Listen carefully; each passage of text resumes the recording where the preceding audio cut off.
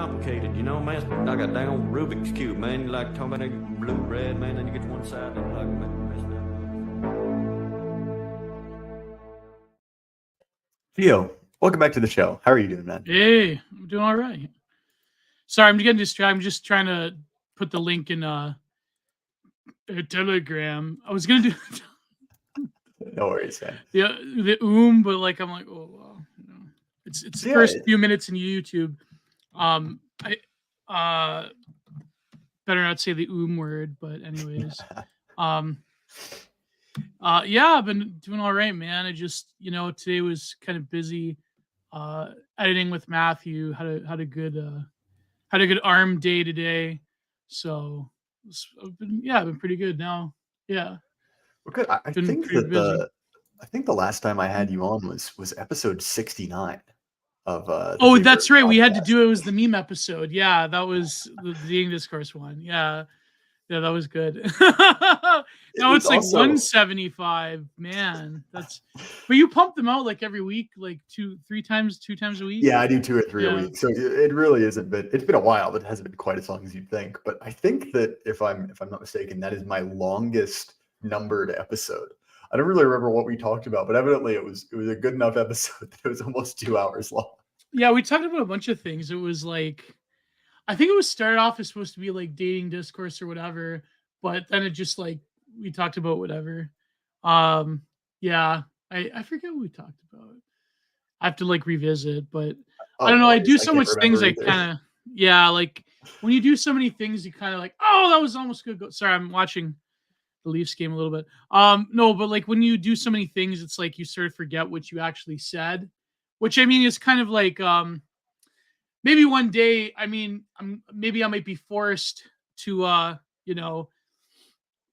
maybe I might be forced to move to the US quicker than I think if this whole bill gets in. I don't know. I think it's probably going to be a nothing burger, especially if Polyev gets in next year. But this online harms bill, like that, people can anonymously complain about you, and it's like retroactive. So it's stuff that you said before the bill was passed, which is kind of scary and dangerous.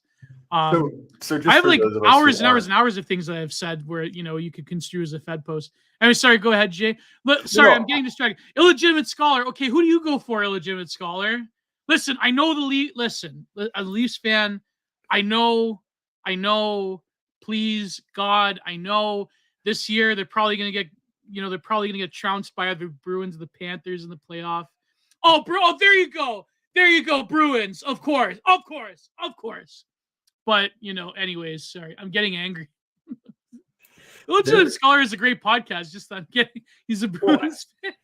Well, actually, we have an episode that I need to finish editing and upload, but I don't know what it is. Whenever my backlog gets above 3 or 4 episodes, my motivation to edit plummets because I know I have so much to do. Yeah. But the reason I stopped you is because I think I know generally what you're talking about, this online harms bill. But could you explain it to those of us who aren't Canadians? Oh, okay, yeah. So basically, Trudeau's government and the I forget his name. I think it's Vasari or something, created this online harms bill. And the way they sell it is to quote unquote, protect children. And it's initially about like, things we can't say on YouTube of the pizza related variety. And basically it will give the federal government powers to sue. Get this, right? And this isn't America. This isn't like China or a country that actually, kind of matters. They give the federal government powers to sue social media companies, to sue Zuckerface or sue Elong if they have content that the bill inscribes as harmful. But that's the initial sell, is quote unquote to protect children. This is like an ancient tactic, right? From the beginning of the internet age. But really, it's about going after quote unquote political extremism that the government deems hateful. And they're going to have a well-funded special counsel that's going to determine what is, by our Charter of Rights, hateful or derogatory or like extremist content, or people that do IRL things like truckers or like the trucker protest or people that protest, I guess, like drag time story hour or whatever. And they basically, what's been reported is that they could like throw people in jail for hate and or harming children or whatever, and they can they have it's retroactive. So like if you know how like a lot of laws can't by definition is not retroactive in terms of when the bill was enacted, because you're literally creating a new felony, right? So you can't punish people that were outside of that, that were previously beyond that mark. But in this one, like people can get this anonymously complain about you for remarks you said before the creation of the bill. And I mean, like I think that it probably won't be exactly the way a lot of people report it to be. I'm banking on this. But if we do look at other examples, for example, in the UK, what happened recently with a number of different cases, whether it be what's his name from Patriarchal Alternative, Laura Tyler's husband, who's going to I jail. can't remember his name. Oh, I Is should it know. Adam? Is it maybe. Sam Milley? Yeah, Sam Milley. Yeah, Sam Milley. With Sam Milley, with other cases, I had a friend of mine actually. Well, not really. Well, I had a friend who was actually involved in this like lawsuit case because the UK has this insane libel tort law, right? So there's like just a whole bunch of like insane things, and I think that basically the impetus of Trudeau is to get Canada in line with a lot of the more stringent European countries. So I mean, the way I look at it is that I refuse to live in fear, and if I have to move to the States, I'll move to the States, and if I have to, whatever. Not that I want to put any conscious energy out there, because I do think that enough people are pissed off to the point where if there is a general election next year, I do believe that the Conservative Party has a good chance of winning with Polyev. Not to say that he's great. He's obviously, like in America, he would be like, I don't know, the equivalent of Mitch McConnell or whoever. But that being said, I mean, the immigration problem will never, there's no really incentive to solve that one. But in terms of those type of things, I think that the Liberal Party after Justin Trudeau will obviously have to moderate themselves. But it's just, I don't know. I mean, yeah, so if you look up the online harms bill, like a lot of it's scary and a lot of it is what you would expect. But I think, unlike a lot of European countries, the bureaucratic system in Canada tends to be, I wouldn't say like more incompetent, but maybe more incompetent. But I think that there's enough people that are exposed to a lot of Americanisms, if you will, to where I think if they do go after high profile people on an estate level, then it would become a huge thing.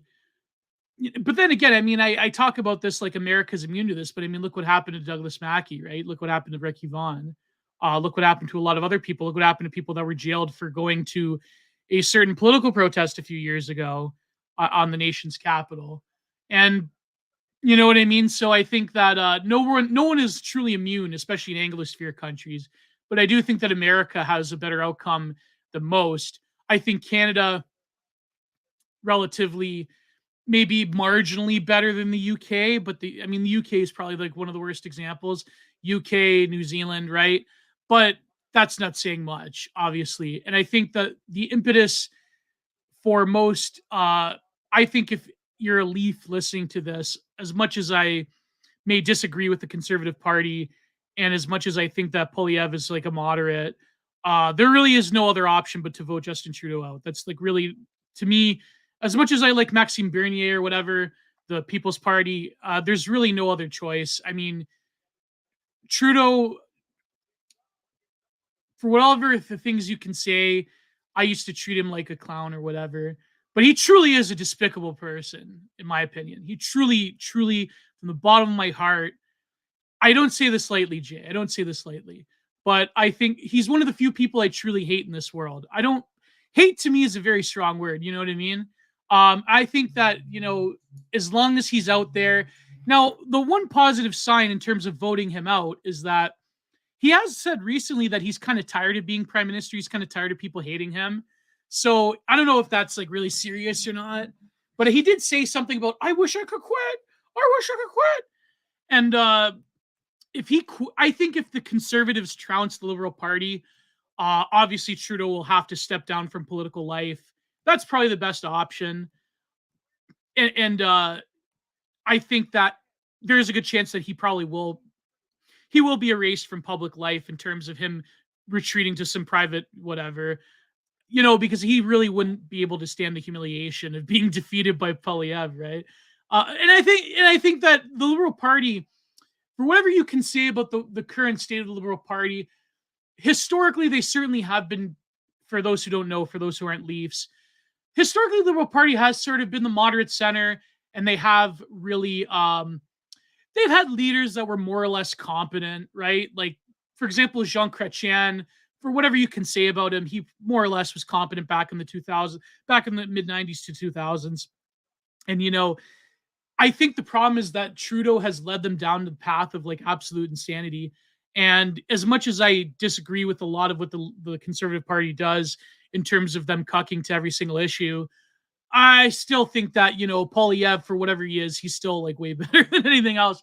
I mean, he's not as better as Bernier, but I think that as long as Trudeau is out of office, that's all I really care about. I just hate liberals. Like, you remember the 4chan text? The 4chan text? My politics is I hate liberals. That's it, right? So, yeah, I think that as long as Polyev can maintain at least some semblance of competency, of course, the immigration issue, that's something that is probably not going to be touched, if at all, for a long time. But, I mean, hey, it's like, you have to realize that Canada, for a nation of 40 million people, in 2023, in 1 year, over 1 million people, almost exclusively from India, have immigrated to Canada. In 1 year. Like, I think it's closer to like 1 or 2% of the population in 1 year, right? Like, for 1 million people in America is nothing, right? Because America's a nation of 400 million people. But not to say it's nothing, but you know what I mean, relatively. But a nation of 40 million with like the resources that we have, and with the crumbling social infrastructure, and oh man, it's terrible. The housing, and now he wants to pass this carbon tax, and now we're going to pay more for gas and everything, basic commodities.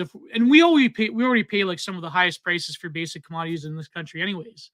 So I don't know, man. Like, I feel kind of bad, but I do feel hopeful in that a lot of people will sort of give the Liberal Party, and by extension the NDP, the thorough electoral defeat that they're hoping, that I'm hoping for. So, I mean, yeah, I don't know, man. It's just, it's bad. It's bad. It's bad. Yes, exactly. Canada is doing unironically, the Matty Iglesias 1 billion the cheat her 1 billion American Canadians policy, right? Yeah, maybe all of India can just move to Canada. Maybe that's probably, Well, honestly, I think the thing it's been kind of interesting to me about Canada, right, is that, and we've spoken about this before, that it seems like Canada sort of derives a lot of their political identity from being the holier than thou version of Blue America, right? yeah, Like, more America than America. And so it's interesting to see, that sort of like libtard id run wild. yeah, And it's like, well, what do they want? They want infinity Indians. They want yeah. all of their political opponents thrown in jail forever for things they said, post facto, right? Like, well after or well before the law was passed. And again, right, like, it goes back to that 4chan post of like, my politics is just I hate liberals. It's just that, like, why do we have to be ruled by these people? And I think that, your reaction to Trudeau is definitely one I share. Like, I don't think about him just because he's, kind of far away from me, but I'm forced to think about him, I just unfortunately. despise him. And I've despised him ever since he was sort of like, popular on Tumblr, right? Like 10 years ago. And just for clarification's sake, just in case anyone's listening to this, when I mean I hate Trudeau, I mean I want him electorally defeated, and I want him to retreat from politics and have a nice private life. I don't know. He's divorced now, so maybe he'll find somebody else. But That's what I mean. I don't mean any. I I don't mean any. I'm not Fed posting. I generally want him gone from politics. I want the conservatives to have a supermajority landslide, and that's pretty much it. I think because it would force the Liberal Party to moderate the way that they've moderated over the years. The Chrétien years in particular. I mean, Chrétien did do things that were against the norm. Like, for example, he didn't want to go with George W. Bush into Iraq. But that was a smart move, actually. I do applaud Chrétien for that.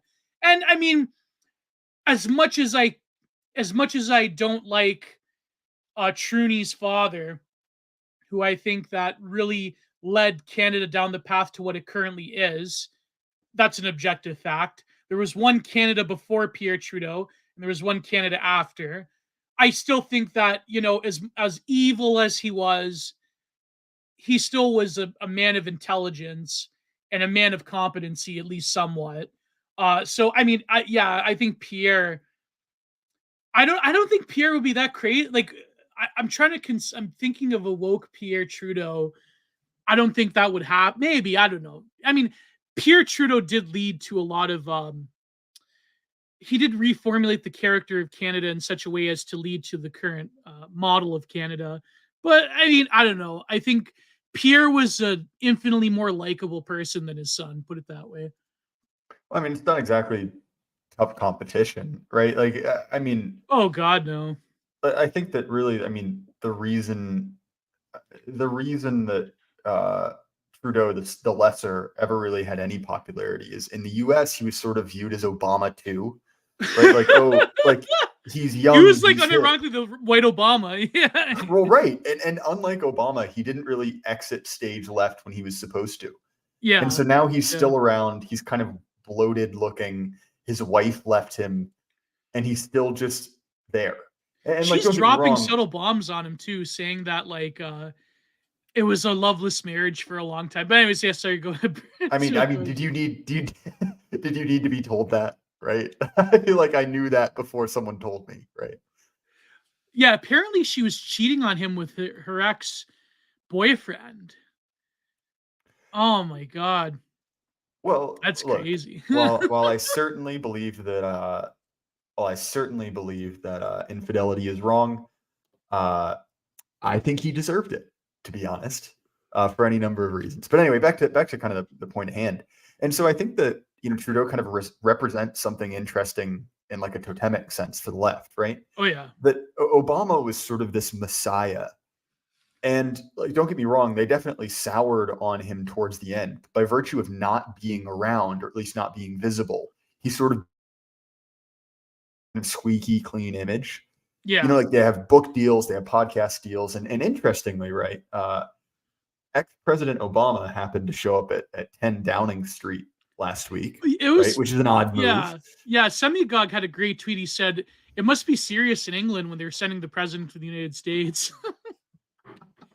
Oh my God, is that true? Also cheating on her with her ex. Oh my God. I do not. I don't think that's literally true, but it is spiritually true, Blackwater. Maybe, yeah. Maybe he was in the other room, but it was like paper thin walls. Like, you ever seen that film Curiosa? No, I don't think so. It was about like 19th century aristocratic French, an artist photographer and this like courteous, and she was cucking her aristocratic husband, and it's like it was a great film, by the way. But anyways, yeah. And there's this one scene where her husband is like listening through from the other room, and anyways, that's neither here nor there. But what were you? Yeah. So what were you saying about the American perception of Trudeau? Well, I'm just saying that like Obama, sort of as this kind of like totemic figure of hope. Like, we did it. We defeated like the evil old world. Yeah. Right. Yeah. And that didn't materialize. I think that's why, the leftoids got really nasty, right? As they started looking for an explanation as to why nothing changed when they won.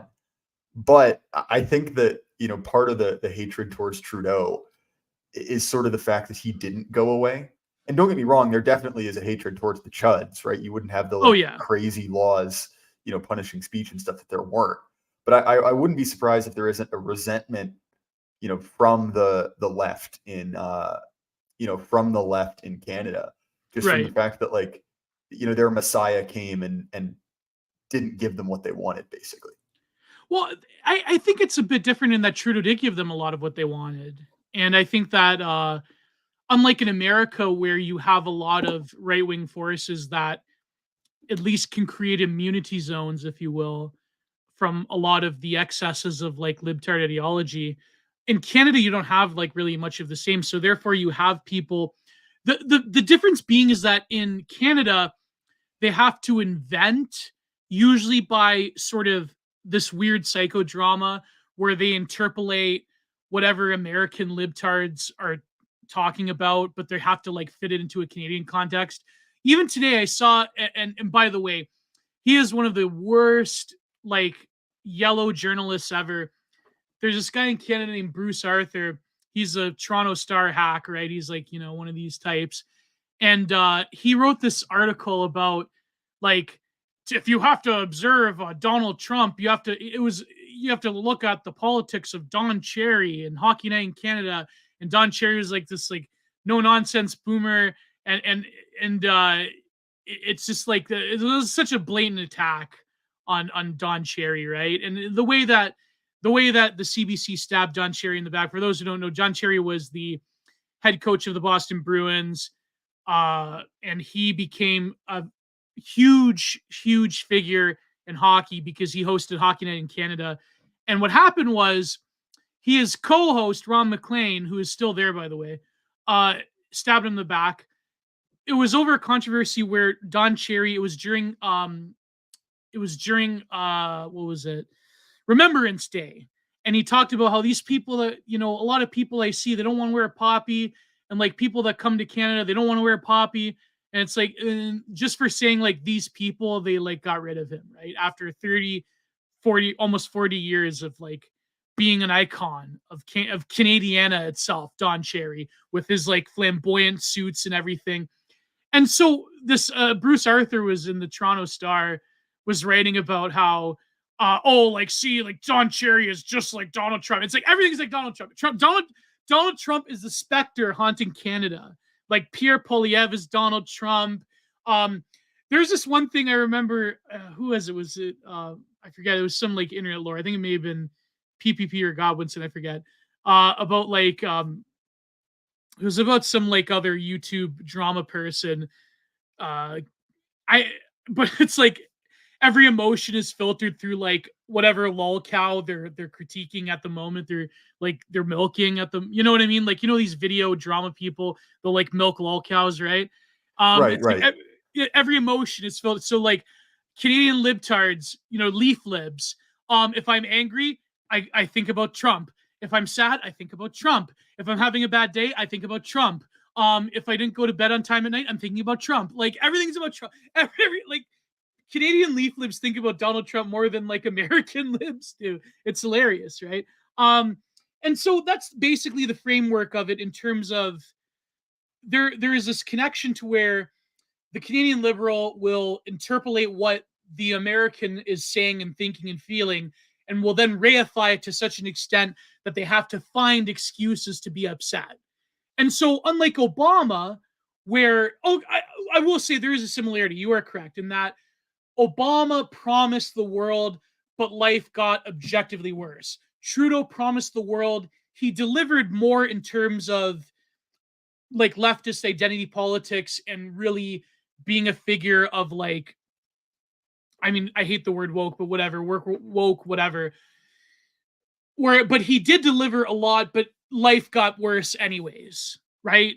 Obama delivered some, but Obama delivered a lot as well. But yeah, you are correct. But I will say that Trudeau is much more in service of whatever like left liberal flight of fancy there is than even Obama, because Obama, he was a creature of the regime. You know what I mean? So there were certain moments, but then I shouldn't say that, because the later Obama really did deliver a lot of like meaningful cultural victories to the left wing. Like I remember the summer 2013, that was abominable, man. That was incredible. Well, he got them. Yeah.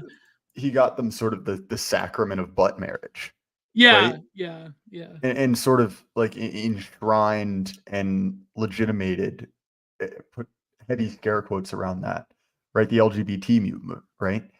Bringing them kind of fully into kind of like the folds of like corporate America, And that's after and he evolved his position. Remember the evolving of his position on gay marriage? Yeah. right, right. Well, actually, this has been something that, and I somehow I did not think we were going to talk about Canadian politics, but one of the things I've been noticing, and who knows, right? Like Reddit is a creative writing website, but I've been seeing, lots of screenshots from Canadian Redditors basically saying things like, "Oh dear God, why are there so many Indians?" I'm not racist, but and there was a Yeah. photo, and it was a liquor store, right? And it was basically saying like they posted a opening, and it was legitimately like 85 Indian guys like wrapped Yeah. around the door. And so I'm curious, you mentioned the crazy amount of immigration, and obviously I think the word you were looking for there was per capita, which is a loaded word right on the internet currently. Uh, and really just the insane amount of Yeah, per capita, immigration. yeah. Yeah, you catch my drift. But y'all have faced. So, like, do you think that there is kind of rising anger in that from people who aren't traditionally, let's just say, opposed to immigration? I think that people that are just like you have to realize that Canadians, a lot of them are just like turbo normies in Mm, the most like neutral the most neutral phrasing of that term, turbo normie. I think a lot of people, as soon as they see a lot of the contradictions that the government can't hide anymore, then you're going to see a lot of people. Maybe they won't like overtly question it, but certainly at the voting booth they will, hopefully. But I think that yeah, there was a lot of people even a few years ago I remember that said, "Oh, I voted for Trudeau, but I didn't vote for this." And I do think there is that growing sentiment. But then you still have a lot of the big cities like Toronto, Vancouver, even out west, like even like Calgary has had like what was that fucking guy? I hate it. They had that mayor Nashi or whatever. Like he was one of the worst, right? Like just turbo lib, right? Like every single thing. Like I remember during Clownvid, he was like one of the worst. But of course, Alberta is run by um a, a premier who is relatively competent, Daniel Smith, right? So I think that there is that growing sentiment, and hopefully it translates into a meaningful victory for the Conservatives.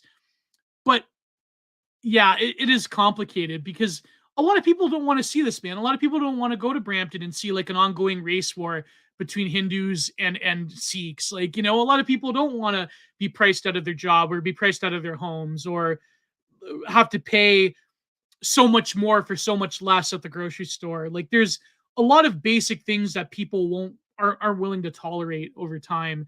Um,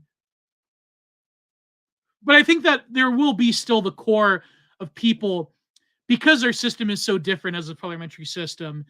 Uh, when you really think about it, only like 30% of people even voted for Trudeau.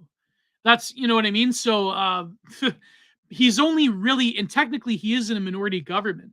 It's just that he has a pact with the New Democrat Party, and really the New Democrats, they're like totally irrelevant now because Trudeau has outflanked them from a leftist like woke, quote unquote woke position. So so the New Democrats, they, for those who don't know, the NDP, they're kind of like the DSA in America, right? You know the DSA, right? Uh, so they can't really go anywhere because Trudeau has outlived them. They can't go back to their old school labor politics where they talked about unions and social credit, and they can't do that anymore. So they're irrelevant. So Canada by virtue is basically just a two-party state, the way it is in America. I mean, in material terms, anyways. And yeah, so I think that there is that sentiment. But what else was I going to say about the libs? Jay, are you there? Yeah, I'm there. I was just Yeah, letting yeah. you run. No. Yeah, so I think that there is a lot of problems with it. and like the whole like Mufugan wholesome chungus social democracy, like it's you know what I mean? Like a lot of people are very skeptical now. So one And other thing that's interesting in this, right? And I think that it's kind of speaks to the intellectual poverty of like the last, I don't know, let's just say since World War II, right? Is that no issue can be framed in any way that is anything other than material. Sorry, that was a very poorly phrased sentence, but I hope you get what I mean. yeah. Like even in the context of immigration, like it sounds like, you guys in Canada have been having this like housing crisis. It's sort of Yes. the West wide, but particularly problematic in Canada, right? There are people who have jobs who are living in their cars, right? Because there's just simply nowhere to live. And obviously that's a real problem. The kind of like base Yeah. of Maslow's Yeah. hierarchy of needs is something like you need a place to live. And so I understand that. But also it's like we've completely skipped over the kind of like, spiritual or cultural critique, which is basically like this is bad for Canadians, right? This is a bad for kind of like, the Canadian culture. And like I understand why certain groups don't want to make that claim. Right. But nonetheless, it is interesting how every, issue touching immigration has to be framed in exclusively kind of is like dismal economic, I don't know, metrics. Well, because a lot of people are afraid of like people that are willing to critique immigration, they have to like say, well, what about the resources? What about housing? They have to like they can't touch anything to do with what with demographics or whatever. Like even today, like someone was saying that I had this tweet that did some numbers about this like PSA public service announcement that's funded by the government of Ontario about this like Karen woman. And it's always that's the thing. Like that's another thing about like attacking white women on the right wing. I think is kind of cringe, right? Because it's like if you look at the voting patterns of like especially married white women in the States, they all like solidly voted for Trump. But it's this white woman who's like listening to this radio report, and she's cooking in this like outdoor in this backyard barbecue, and it's they're listening to this radio report about an increase of crime, and this radio host is critiquing immigration, and she's talking about like these people bring their problems with them, which is an objective fact, by the way. They bring their problems with them, and as soon as she opens her mouth, right, all these other people, like these little kids and this old man, and of course there's an Indian woman right next to her, is like they open their mouths and there's like the air horn. Like, do you remember like the like 2000s like MLG air horn? Like, you Very, remember that? very clearly. Yeah. Yeah, yeah. So, and of course the end screen is put racism on blast. So in other words, if you even have like a mild criticism of immigration in terms of crime, in terms of resources, in terms of housing, in terms of education and health, especially healthcare, because of our fragile universal healthcare system, then it's like you will basically be silenced by everybody. And that's the message that the government of Ontario is putting out. A government of Ontario that has a quote unquote conservative PM, by the way. So yeah, that is really where I think the reason they're pushing that, and you have to realize I saw this during Hockey Night in Canada when the Leafs are playing the Flyers. So they had to pay to put that ad for TSN to broadcast that ad, right? So I think they're getting a lot, like there are some smarter policy wonks in Ottawa who are like, maybe like people are kind of upset about what we're doing. And so therefore we have to frame criticism of what we're doing as racist.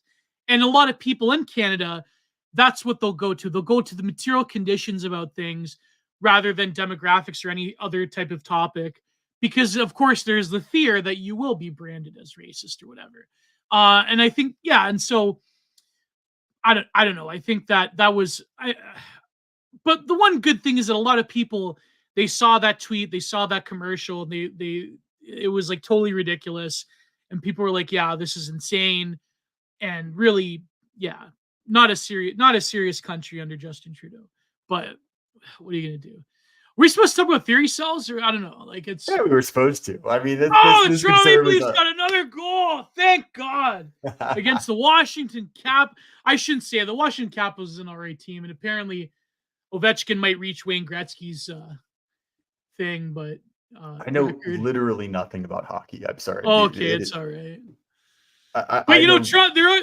I can't say that because the Toronto Maple Leafs they have been known to blow a lead once or twice. I don't know, but anyways, yeah. So enough about Canada. It is depressing, but you never know. I think that there has to be what's that phrase? The darkest day comes before the dawn. The blackest and most vanta black coal comes before the gem. So, you know. Well, so Anyways, I did want to have you on to discuss the concept of the theory cell, right? oh yeah, So obviously, for those of us who aren't kind of drenched in internet irony, right? It's sort of a portmanteau of theory, obviously, and then incel. Sort of a semi-ironic derogatory term for someone who basically like locks themselves inside and just like reads and posts about theory all day. Do you think that's a decent enough definition of the term? well, like Cell has become more than just incel because Cell, I think, I wrote about this a very long time ago. I wrote these articles about incels, and it's from a publication that I no longer write for, but I think it's still up. I haven't looked at that in years, but you can find it on my WordPress under the Content Minded, the PDF of my collected older works. And I wrote about how cell just becomes sort of a suffix for a phenotype, right? Now, it originally comes from incel, yes, but then there's femcell, there's gym cell, there's I'm becoming a little bit of a gym cell myself recently. But there's gym cell, there's uh what do they call like short guys? Manlet Oh, cell, some manlet cells, like is it height cell, I think? height cells, yeah, height cells. I'm not Like proud for knowing that. nobody is, right? So cell just becomes sort of a phenotype or a suffix, and it does have to relate to the sort of like theory cell coping about one's identity by embracing something else, right? So I think over the years, theory cell just becomes another colloquial term for people that are maybe too humanities educated for their own good, who, as one person said back in the Frog Twitter days, who I probably shouldn't talk about because we hate each other now. He said they always have another theory to crush, always have another theory to extrapolate. The theory cell goes, I forget the exact tweet, but this was like many years ago. And there, certain thinker of ironies. But anyways, yeah. So a theory cell, I guess, is basically like you are fascinated with the complexity of either contemporary philosophy or other elaborate political, cultural, humanities, whatever theories. And so theory cell just becomes this like all-encompassing term for like there's also like lit cells, right? Like if you go to like the lit board on 4chan, and so cell just becomes a suffix for a phenotype. So the theory cell is really, I think, like the ultimate. There's a number of things that characterize the theory cell. There's a form of autodidact learning, which is very big, that they're consciously going out of their way to perhaps skip the basics to go right to whatever's new and exciting. There's sort of like a love of the provocative. There's a love of newness, certainly. Like whatever, like for a time back in like the 2010s, it's like guys that would read whatever urbanomic publication or Verso if you were like a more of a leftist theory cell or whatever, like I'm reading Gagnon and Evola and Spangler and Celine or whatever, and so there Hey, becomes I was no, just but you know what reading I mean. Like there's Celine. and yes, for those who know, yes, I was talking about CampOut. It was a CampOut tweet. So the theory cell has many different varieties, but it denotes a form of motivated learning and obsession with abstractions, obsession with the newness of philosophy or cultural theory or sociology, like you name it, right? And there are like a lot of theory cells are at the cutting edge of like whatever contemporary philosophy there is, like whether it be like object oriented ontology or like vibrant materialism, or like whatever, like strange out of bounds Marxoid, post-structuralism or whatever, right? Like a lot of French philosophy. I mean, I went down the French philosophy route myself, but like, like that's basically the meat and potatoes of what a theory cell is. And the theory cell has had an integral place in a lot of online communities, which I think is an often neglected part of discourse, because a lot of people, for a time, I would say within the last few years, if not more, there has been like a conscious effort to denigrate the role of the theory cell and the gentleman scholar, or the autiste, if you will. I can't explain object-oriented ontology, but it comes from phenomenology. It comes from phenomenology. It's complicated. It's very complicated. It goes beyond the bounds. But I'm just using an example. I'm just using it. Yes, exactly. Nudge unit theory cell equals abstraction, impracticality, inaccessibility. Someone call it obscurantism. I mean, these are all pejorative words. But right. And yeah, I think that it's oftentimes used, right, as a term to sort of, insult someone who is kind of primarily interested in, sort of like reading the theory, right? To kind yeah, of yeah. to rip a phrase from leftists, And it right? usually never goes beyond that, by the way.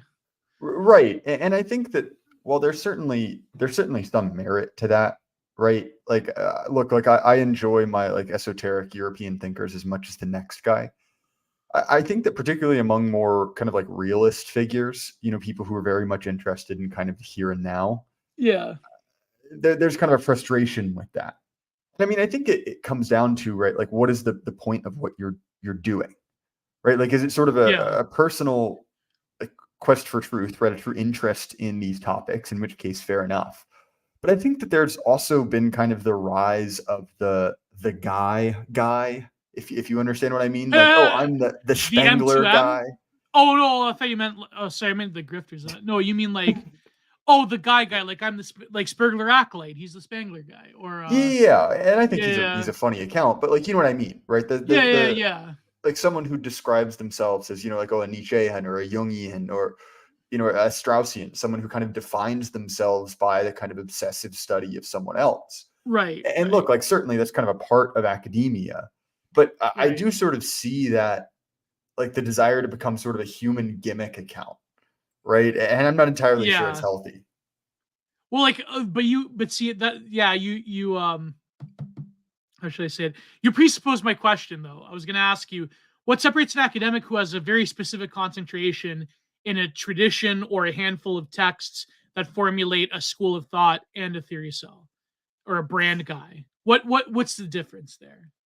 Well, fair enough, right? And I think that maybe No, no, part of no, no, it, no. That's not a rhetorical question. I'm asking you, like that. What's the difference? Oh, well, maybe it is a rhetorical question. I do. Someone said in the comments that I answer. Someone in my in Prude's chat said that I have a lot of what's the thing called where you ask a lot of rhetorical questions? like a tick, I don't know. No, no, no. It's like a term for I equivocate. No, equivocating is where you like coach a lot of flowery language on something. I equivocate too. Oh man, what's it called? Where you ask a lot of rhetorical questions. Um, God, I forget. But anyways. Oh man, this is gonna bug the hell out of me. Autism. Yeah, I think window like is just right. Uh, Well, sorry. So to get back to your question there, like, what is the difference between the kind of, like, shall we say, like the fanboy and the academic, right? It is, yeah. well, and look, like, I'm no friend of academia. I don't particularly enjoy academics as a class, but I think that the kind of like fanboy, the guy I'm talking about, seems to be a function of social media, where it is sort of like creating a like digital persona.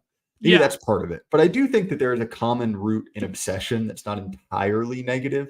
I think especially for sensitive young men. And look, like, don't get me wrong, like, in this discussion about theory cells, I come down on the pro theory cell side. Like, I enjoy talking theory, I enjoy reading, right? So that's not my point. But I do think that there is this kind of, I don't even know how I would quantify it, but this kind of desire to almost wear someone else's face as your own. Yeah, Do you yeah, see what I'm getting at?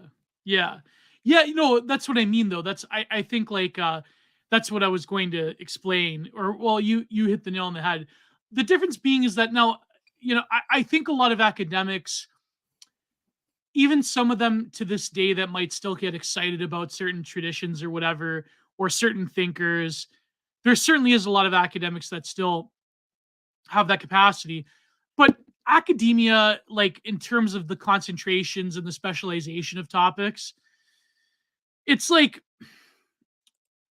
it's different in the sense that you get into a groove of things and you have to like use it as your thing, and it becomes very similar to a bureaucracy job from what I've heard from a lot of academics, right? It's very similar to a corporate job. And therefore the love of the actual source material that you're working with, that becomes second place to like the actual politics of being an academic and the job itself. And like, I have to do this and I have to do that and I have to do this. And so, whereas the theory cell, because a lot of theory cells have to engage with the very particular socializations of the online world, you almost have to treat thinkers as if they are brand material to increase your brand. And and then you also suffer from the machinations of having to be not just a repository of wisdom towards that particular thinker, because an academic kind of should be like that, even though a lot of them are not. For example, a lot of academics that still work with Nietzsche probably shouldn't be, if you know what I mean, right? But apart from just being a repository of wisdom for a given thinker, you have to, like you said, wear them as a skin suit or wear them as a face mask. You have to like Ed Gein their face onto yours. And therefore you have to like accentuate the product or the brand of that thinker or that tradition or that entity that you're an expert on, or that you've become this self-appointed expert on.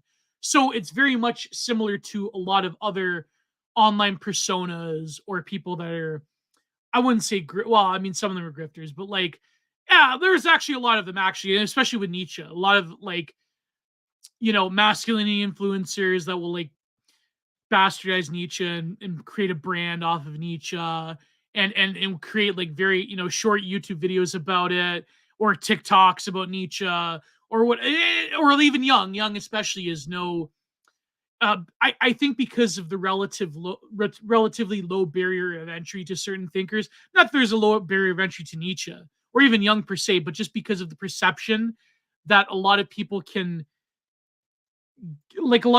treat them as if they're like middle level philosophers rather than what they are. Well, and I So think that, yeah, and I think also there's part of this which is the kind of, and maybe this is the crossover, and I see people being confused by my absolutely horrible phrase of guy. And by I basically mean that as someone who kind of, is a Spangler guy or yeah, an Evola guy, and sort of makes their personality about that. And I think oh what it yeah, is sort of yeah, a defining lack of self-awareness. And I think that may be the common through line from, kind of like the true negative stereotype of the theory cell.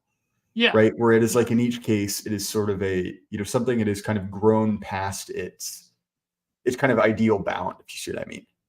Right. But I wonder if in the political left, if they have the same phenomenon. Like, for example, if bread tubers specialize in like this thinker, I notice the political right is more predisposed. The E-right, as I like to call it, the online right, is predisposed to the guy phenomenon of like, I am this guy, I'm a Nietzsche guy, I'm a Yukio Mishima guy, I am a Spangler poster.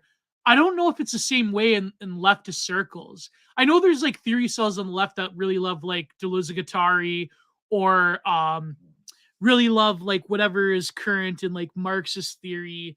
But I wonder if it's the same way. Like, is there a Kropotkin guy? Is there a Neil Bakhtin guy? Is there a Felix Guattari guy on the left? I don't know. Well, I think that there has to be, right? Because I mean, I think I'm you not see the same exposed to a lot of thing. them because I block most leftists on Twitter. Fair. But you know what I mean? Yeah. Well, I think that Well, and maybe sorry, the reason I'm kind of fumbling around with this is because I'm trying to nail down exactly what I mean. But I think that there must be on the left as well, right? Yeah, Because I think yeah, you see a similar kind of like cult around like someone like Vivek. I want to say Vivek, but it is not, right? And what I think it yeah. is between the mix of like the self-awareness, it's also it's sort of an affinity for aesthetic reasons, right? Kind of like Yes, not yeah. necessarily brought on by the kind of like meat or the kind of like Oh, a content lot of of the theory work cells in and don't of actually itself. read.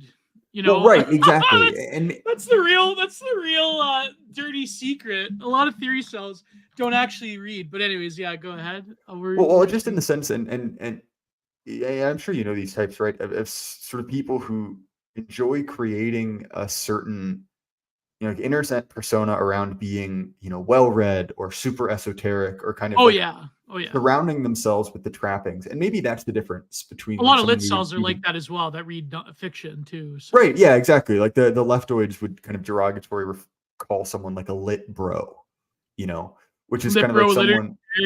someone. Well, right, exactly. And so it's sort of this like desire to create a persona, right? To create something to be observed, right? It's sort of in Yeah, this like weird, like it's like performative, I like read in performative. public. I'm reading Yes. Horikoshi. What's his name that wrote 18QO? Sorry, I'm the wrong person to ask. Oh, you know that Japanese writer that wrote like all those art hoes read him. Murakami. Murakami, yeah. Like I read Murakami in public. I'm reading will be like one of those like lit cell. Like I'm not again, I don't read a lot of like literature, but I'm reading this in public so people can see me at the university cafe that I'm reading this in public. Um and I think a lot of younger people have that. I certainly went through that, right? Like you bring books to class that are not on the assignment because it's like I'm reading that in my spare time. And so, all of us went through that. A lot of us went through that because it's like an affectation of the particular type of precociousness to when you're young and you want to appear smart and learned. And then after a while, especially if you've like engaged in a lot of, for lack of a better term, building a brand around yourself, it's like you sort of don't care after a while that people like I know that there's certain parts of what you've created over the years you probably want to like downplay or whatever. And there's sort of but you're right, like all of this stuff lives and dies on an aesthetic realm, like you were saying. Yeah, the kid who reads, Yeah, I was about exactly. to say, EL, I think that I might have just done what I often do, which is think quite a lot about a topic and then realize it's just an idea I stole from Dave. Yeah, no, but like that's a lot of us, the kid who reads. That's most of us that are posting online.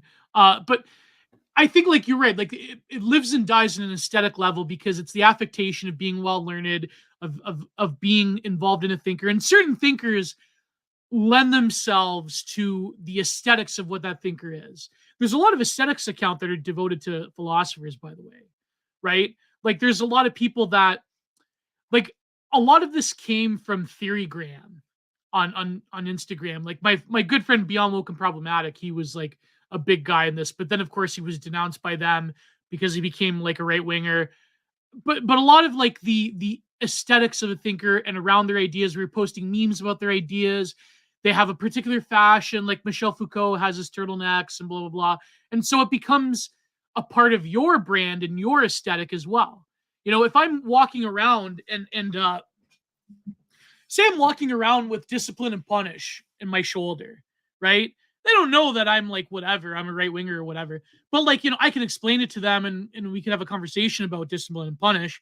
But to walk around with it, that becomes a part of who you are. It's just as much as if like the classic 2010s lit cell is like smoking an American Spirit. He's got like the nihilist glasses, the little thing. And he's got like the jacket, and he has fashion tips from like fashion on 4chan, and so it becomes this like part of this brand.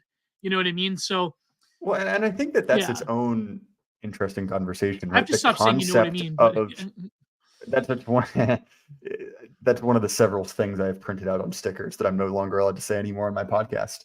But You know what I sorry, mean? And but yeah. my big one is right, which I seem to have successfully excised from my vocabulary.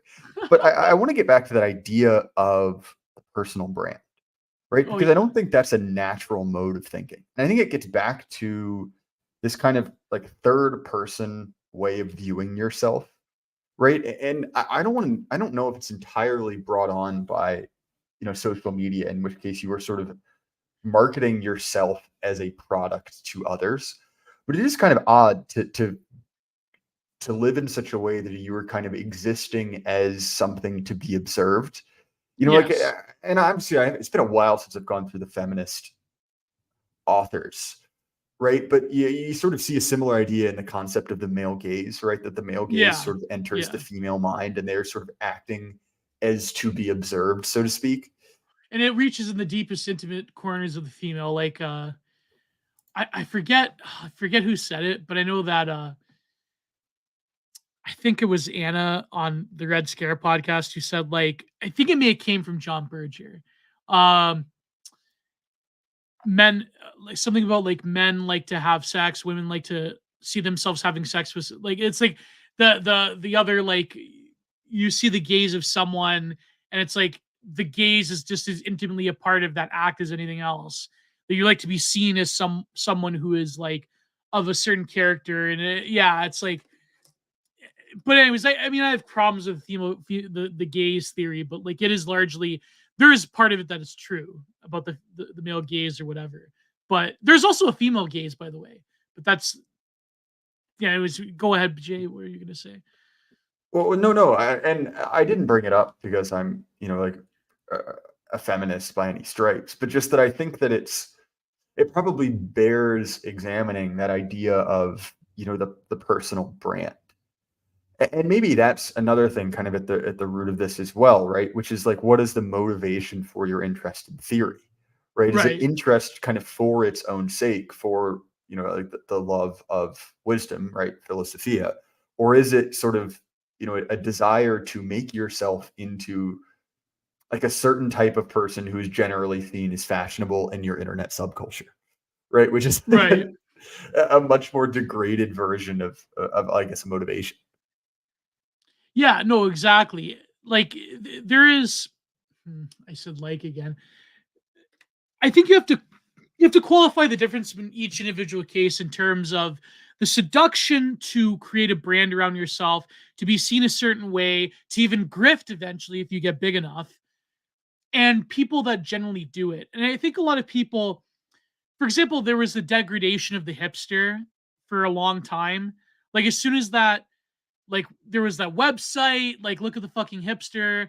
There was that song that someone did in like 2009 in Britain about hipsters. It was like a parody song. And a lot of people, especially millennials, they look back upon their hipster self, the older millennials who are hipsters, like, record store hipsters, as cringe. But a point being about the hipsters that a lot of hipsters did preserve esoteric cultural baubles, and they did bring a lot of things that wouldn't have gotten attention into the fold, and they were interested in archiving different experiences and forms of art and music and so forth. Whereas nowadays we have like what you could call the so egalitarian, someone who just consumes, or someone who makes a brand out of consuming something. And I think that's a marked difference between a genuine theory cell who does have an interest in more esoteric thinkers. And I know that there's always that temptation to feel a sense of pride in the fact that you're the one who can corner this unique little niche, right? And you can determine how people are influenced by, read, or look at, or listen to a thinker or a person or a content creator or a lolcow even. Like there's people that I remember, I think it was Godwinson that said when he did the Alexander Gordon Johans documentary, he was like this British like leftist lolcow. He said this one thing that was fascinating to me. He said, when you get on the ground floor of something, you determine how people interact with that lolcow. You frame the narrative around them. So even when bigger people with hundreds of thousands of subscribers on YouTube make video essays about that lolcow, they will inevitably be influenced by who you are and what you did by preserving the legacy of that lolcow. And you can think about that with like, say, obscure thinkers or obscure bands or obscure artists. You are the one who's dragging them into the public fold, and you are sort of crafting the narrative around that thing or that thinker or that idea even, or that work of art. And there is this sort of hipsterish temptation, or there's a hipsterish glee that comes about from that. Whereas a lot of people later on, they will get in on a pretty sure market, and they'll start grifting, and they'll start being like, here's my ultra masculine rules for life program of reading Nietzsche, telling you how to become the ultimate alpha male. It's like, it's all just cool, right? Because in the absence of serious scholarship and being a genuine theory cell, the temptation to grift, the temptation to just like post the same derivative memes, and to post over and over again the same nonsense and the same coal, that temptation is great. And when you do have a saturation of a thinker that was once obscure, the grifters, the coal posters, the people that want to appear smart without actually doing the work required to be smart, to be learned in that particular philosophy or tradition or work of art, it's like then they come out of the woodwork. And Nietzsche is a perfect example of this. Yeah, like Nietzsche is like the ultimate example of like, I can find an easy way to grift by just talking about Nietzsche or Carl Jung, or talking about I'm trying to think of a leftist thinker. I guess the Foucault industry is pretty saturated in academia, so that could be an equivalent, right? Like, it's very easy to be like, this is disciplinary action. Or if you're like someone who's never like read a page of 1,000 Plateaus or anti-Oedipus, you could be like, well, this chaotic structure is like a rhizome. This is exactly what Deleuze talked about. And, and so it's like, oh my God, like there's so many people like that. But I do think that if the first wave of people that are genuine hipsters around something that is obscure, that is where you're going to find the most interest and the most innovation and really cultural preservation. And I think that's the key. And so I think that there is hope for the theory cell in that there can be a form of cultural preservation going on. It's just that, but I know you want to talk about my thread, but anyways, what do you think about that whole? No, I think that you're right, and I think that you see it, and it's probably easier to talk about, kind of groups that this is already burned through. Like, I think of the Stoics. Yeah. Like that's been kind of burnt through by that. Actually, Marcus Aurelius can teach you how to bang hot sluts. Yeah. Incidentally, I had an absolutely awful experience in college where I had a internet Stoic try to explain to me his philosophy, which I had read and he had not, and he referred to them as Stoics. And I that was an all-time low. But I think one of the other things, and maybe this is the reason that read Schopenhauer, bro. Read Schopenhauer. if you want to scare the hose, bring out Heidegger. But yeah, exactly. That's the worst hose scaring ideology right there. But I think that one of the reasons there's kind of, I guess, a little bit of friction between the theory cells and the rest of our thing is that there's a certain strain on the right that is kind of enamored with will. Sorry, the Leafs got another goal. Yeah, there's some. What were you saying about? There's a certain strain on the right that is enamored with will, right? The idea of heroic, kind of like will to power. Right. And I understand the anger between people who are basically like, hey, just do something, and sort of this like desire to just kind of like endlessly go into abstraction. But you mentioned that you had a thread on this topic, right? Yeah. Do you want to summarize that? Oh yeah. Well, I was replying to I thought you read it. I was replying to Zero H.P. Lovecraft about we're run by the Vulgarian right. And I wrote this. It was a long post. I quite like long posts, but I think that people, they go too long. Like if it's over 5 paragraphs, people lose interest. So I like the long post feature on Twitter because then you could like elaborate your thought, but it's not exactly an article. But then if something's longer than 5 paragraphs, to me it's just like a sketch before I write an article that's more I can elaborate that thought more. Whereas like if you're writing like a whole huge paragraph, it's like, yeah. But I think that there is a tension there, but it's sort of like how, when people critique trads, but it's like, where are these trads? Right. It's like someone somewhere. Yeah, exactly. So it's like, where are these trads? But it's like, where are the theory cells? Right? It's like people bash theory cells more than the presence of actual theory cells. But my thread was essentially saying that the theory cell from the very early days of Frog Twitter on online, in the culmination of all the things that came about, there was always a place for people that were willing to dive into the esoteria of things. There was always a place for them, and there was always a battling of ideas. And I said at the end of this thread that, okay, so let me sketch it out a little bit. There are people that say that you need to have action, that theory is a waste of time, that you need to have real world application of things. But what happens is that they meet the actual arduous task of reality.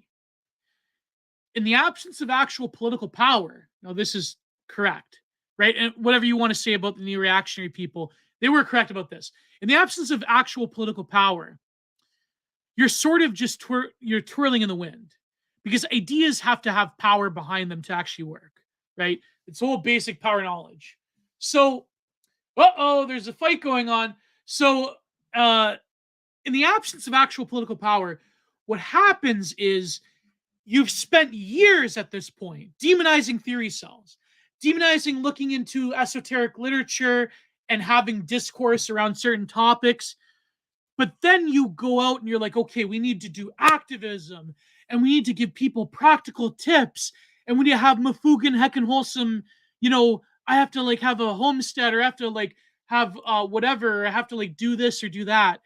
And then we have to become this like lifestyle brand because that's practical, or it has, in other words, you are trading the abstraction and the Lilliputian mental castles of theory for practicality, but you're not really being practical.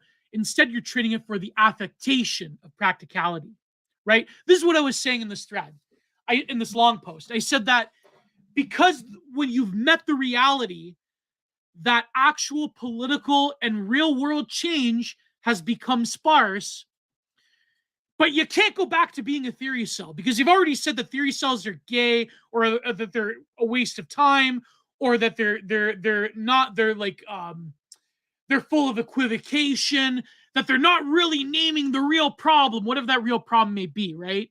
And I had some of these people reply to me too. So they, in the absence of that, what you have is the affectation of being real world and being practical. So then what do you have in the past few years? In fact, more. You have like dating discourse. You have like ruralite versus urbanite. You have what else? You have like this celebrity is mid. This latest viral TikTok. You know what I mean? And so over and over and over again. Because those things have the affectation of being real world. That's what people care about. That's what you have to structure your life around. And then what do you have? You have grifters. You have like podcasts where you bring in OnlyFans girls to denounce them. You have like all this coal about like how to restructure your life and these, hardcore masculine principles, blah, blah, blah. And so you've basically destroyed the theory cells. You won, right? But in terms of practicality, you're not really there yet. And so instead, what you have to do is you have to pretend like what you're doing is practicality.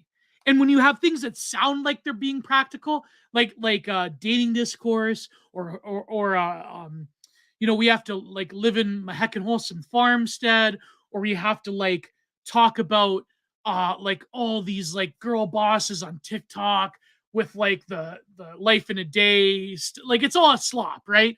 But because you've made it sound as if they have a real world application to things, then then you could grift away. So that's my whole point. My point is that my final point, Jay, before you go on, is that the end of that long post, I was saying how back when there was an era of censorship, there was a sort of high-minded creation of concepts of different languages to express wrong think, of having to engage in serious discourse. But in the absence of a lot of those, not that I want to go back to being worried about getting banned every time, right? But in the absence of that, what you have is instead a lot of people that are coming on that can like basically post about like, oh, you're not naming so and so and whatnot, or you're not doing this, you're not doing that, and then it becomes this like elaborate shit test over and over again. Instead of, because how I'm saying, like, what I'm saying. My point being is that in some ways censorship is conducive to intellectual freedom and creativity, unlike a totally open field where everything devolves into like a Telegram ghetto or an Like image the board lowest ghetto. common denominator. Yeah, And I think exactly. that one thing too in this is, and I wrote an article about this. Moldbug wrote an article about this that's quite good, which is essentially like, what is the purpose of a political pundit, right? So first, Yeah. like, what are we? And a great many of us are effectively political pundits, right? Now, Yeah. obviously, there are real political activists among us. I don't mean to disparage that, but I think that a lot of people sort of view themselves as this kind of hybrid role that doesn't exist, right? Which is that I am at once all things. I'm an academic, I am a pundit, I am an activist, and where in reality most of us fall into exactly one of those categories. And when we look at the a pundit, right, you're effectively a pundit gains power, right, to the degree that they have an influential audience, right, that they can sort of act as a spreader of memes, right, as a way to transmit what is desirable to other people. Right. And so, when we look at, well, what gets us better at that? Obviously, look, don't get me wrong, I'm a political realist. I'm fully kind of convinced by many of those arguments. But at the same time, it's like you've got to understand that, effectively, one of the ways that we get more power, right, as a pundit, is effectively to, one, either grow the number of people you have in your audience or the quality within. And this kind of just like Yeah. endless like dating discourse, the mid discourse, any one of these things, it doesn't really do that. It does No. neither of those things. Like, it might be personally satisfying on a sort of like monkey brain level, right? Yeah, it's a But the lizard reason brain that type of we're thing. Yeah. right, but the reason that we are valuable as a group, right, is that we offer interesting and unique takes you can't find elsewhere.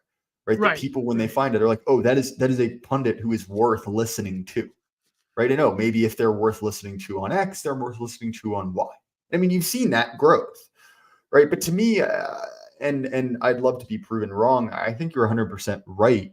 What you bring up in that thread is that, like, this so-called, turn towards like hard-nosed politics, like, what has it really gotten us? Many of the people who say that aren't really doing anything. And look, like, don't get me wrong, there are people organizing behind the scenes, right? Like, I've just spent some time with the OGC guys. Like, they're building real kind of like institutional contacts. But also, those are not the guys we're talking about, right? And so maybe the big, the way to wrap this entire conversation up in a bow is that Twitter is a colossal waste of time and no one should be there. No, I wouldn't say that, but I would say that Jay, I completely agree. God, truth, truth.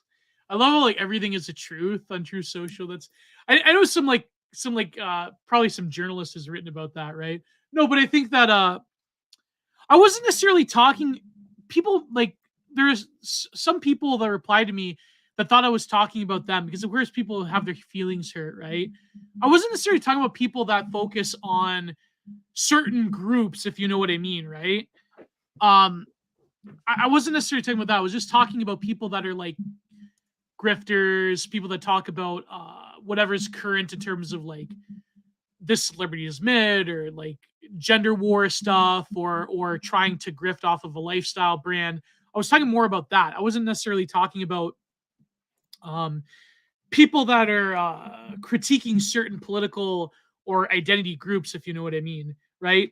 But I will say that since there is a loosening of censorship on Twitter, there has been a lot of vulgar discourse around just like, if we like go after this group hard enough, then maybe things will change. And if you don't name this particular group, then it's like you're like part of whatever, right? Like for example, like I'm not exactly a part of. I don't like to think I'm like. I mean, I'm friends with certain people more than others, but I tend to stay pretty neutral when it comes to the various factions of the e-right. You know what I mean? But I think that a lot of people they realize that what the problem is. They realize that like you can't just keep going after the same old like, you know, here's the latest TikTok video or whatever, or here's the latest, you know what I mean, or here's the latest object of discourse. But I do think that there was a sense if you back in the day, if you survived long enough on the biggest platforms, there was an immense evolutionary pressure to slip a lot of truth under the radar. And that's what my whole point was. And there was back in the day a lot of mature discourse that happened. There was a lot of things that people talked about that, and it was a battle of ideas. It was like 2014 to 2016, 17 Twitter, especially in the e-right, was much different. You know, you had to be pretty sharp. Yeah, like there was a lot of people that were mutually discovering new ideas together. There was a lot of high-minded discourse, and the excesses of when a scene gets sufficiently larger, the excesses of that was not there totally the way it is now.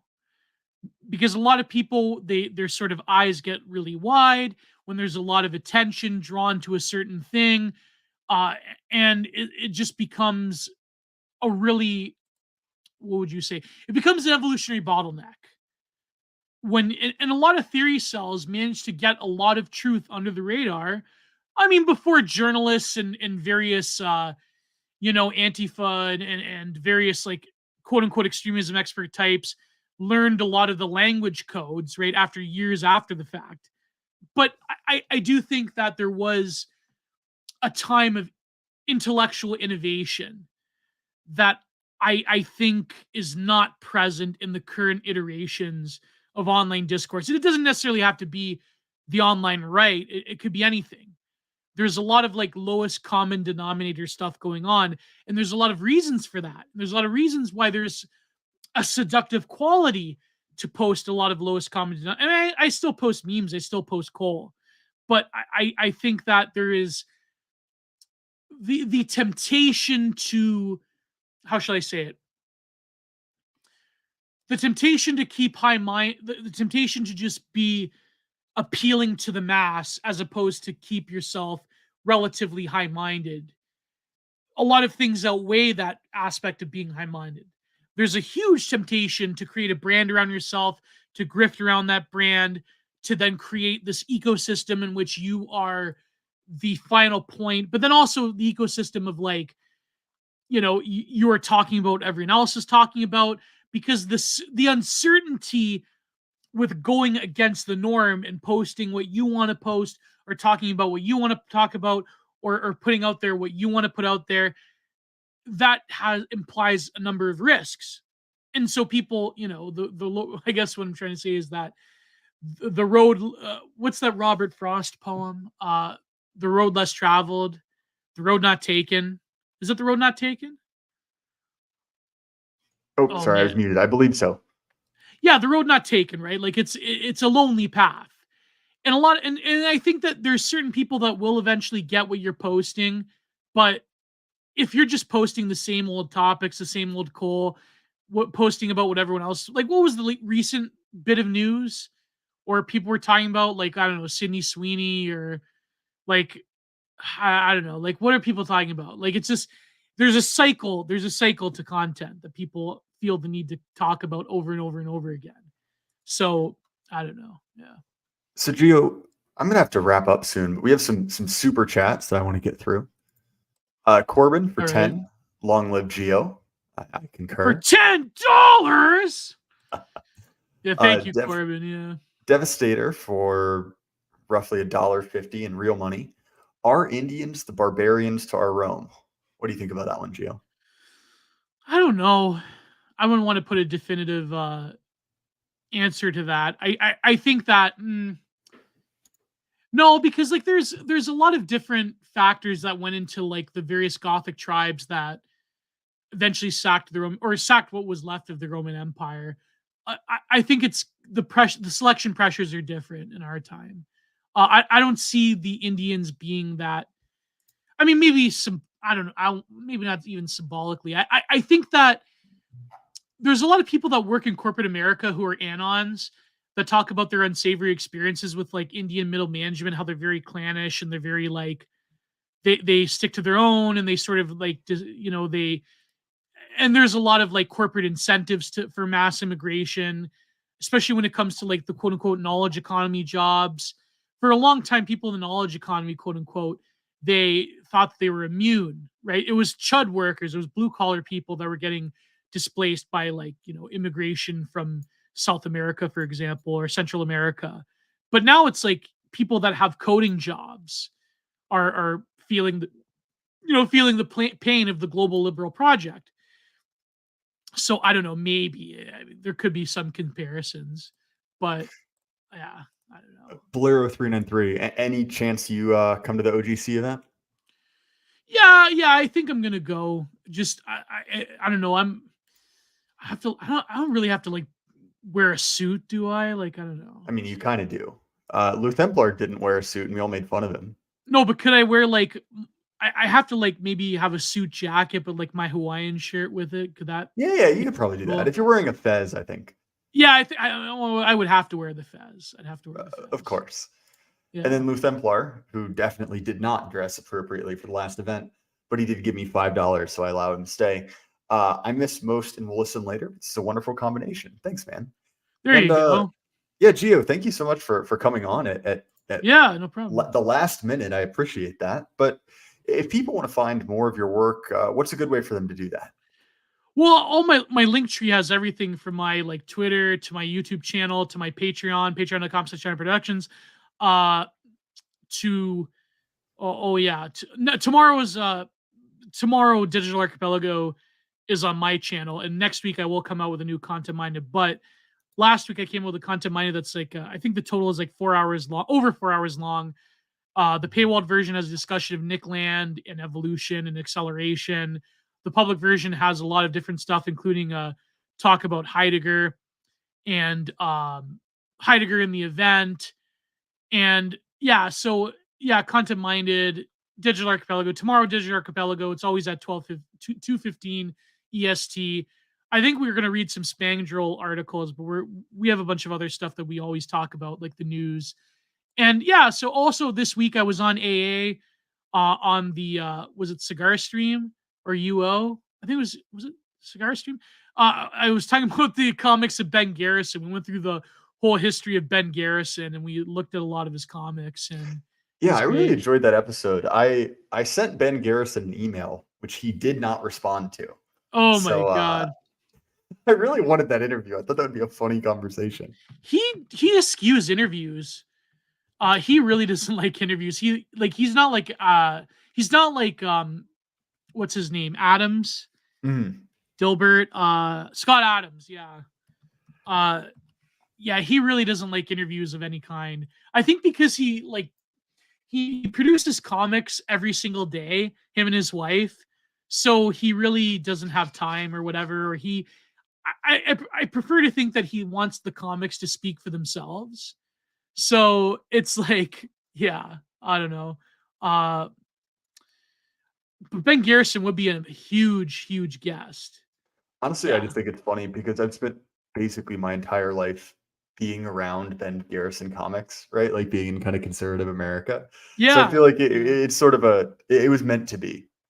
But as I far was as my actually stuff, oh, sorry, what's that? Well, I was actually shocked at how much Ben Garrison lore I actually did know from just observing him over the years. Like what, Yeah, yeah. Yeah, no, I know exactly what you mean. It's like I don't think I've ever sat down and deliberately looked for Ben Garrison's work, but I've just seen it everywhere, both obviously like originals and then like poll edits, right? Yeah, yeah. I actually didn't realize that he'd actually kicked off like internet beef with 4chan. I didn't realize that was where that started. Oh yeah, they would make edits of his comics and he would get really pissed at them because like he at least he did up until recently with the war in Gaza had like the huge like, Israel thing being like a boomer conservative and he called them a bunch of like basement incel Paul Austrian Painter fans, like politically correct 4chan, right? So like yeah, it was a big spat back in like the mid 2000s. Oh yeah, recently people talked about that fucking girl, that like weird third worldist woman Samara Khan was talking about this a tomboy catfish wrestling woman, what's her name? Something Barron, Hannah Barron. Yeah, I got nothing, man. You know that one where she's got the catfish and she's got the southern accent. You know the one, Jay. Well, see, here's the thing. If you follow my golden rule of muting every single woman or post with a Uh, woman you see, the app becomes usable. well, no, but yeah, people are talking about Zendaya too. No, but people were talking about this Hannah Barron woman that she was like being insulted by this Lebanese or Pakistani. I don't know who she is. I think she's Pakistani. About like American women are trash and the people were defending her. It turns out that a whole thing was like allegedly a marketing ploy by the Black Rifle Coffee Company. And it was like this affectation of like, ruralite southern redneck tomboy girl who wrestles catfish and she's hot, but she's like a tomboy. Like, like it was the whole thing was about the Black Rifle Coffee Company. So there you go. You have to like, in other words, me and Prude said this, you have to like seriously question a lot of things you see posted online because you never know if it's like a legit marketing psyop, right? I don't know. It's really funny. Well, definitely. Yeah, I think that's something just to be aware of everywhere, right? That like so Yeah. much of discourse is just completely constructed. Yeah, well, it's like the whole yeah, no, that's what I mean. Like, and I think that things that probably need to be paid serious attention, even they get churned up in the cycle of content. And then it becomes a sort of irreverent and vulgar thing. I know I sound elitist. I know I sound like a brown noser or whatever, but I do think that there has to be certain tact with certain issues. And that when you use it to just post the same old iteration of memes or doing this like tribal nonsense, you know that I mean? Like it's just I don't know. People I said this the other day. People are like, it was this meme this woman posted where it's like about trad thoughts, how like this woman has 20, 30 bodies, but now she has a Bible.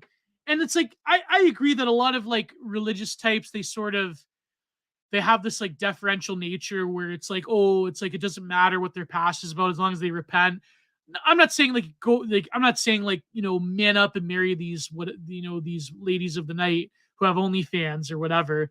But at the end of the day, I said that it's kind of disturbing how people talk about very sensitive and deep personal topics in such a vulgar way that basically is just a spectacle.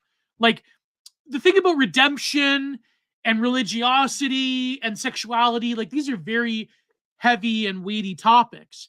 But when you're creating this like vulgar spectacle of like, she has bodies, or then trads are like posting in reply, it's like, it's like, what are you doing?